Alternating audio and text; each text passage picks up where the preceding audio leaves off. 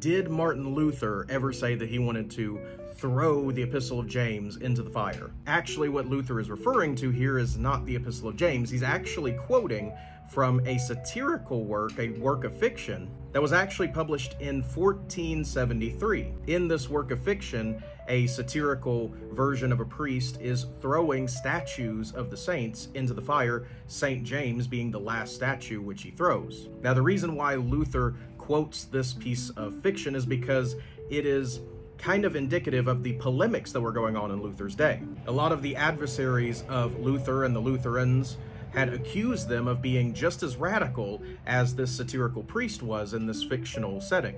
However, that is in stark contrast to what actually happened during the Reformation, as Luther preached against radical reformers that wanted to go around destroying statues of saints or tearing off vestments from priests. And if you don't believe my interpretation of this quote, here is the reference.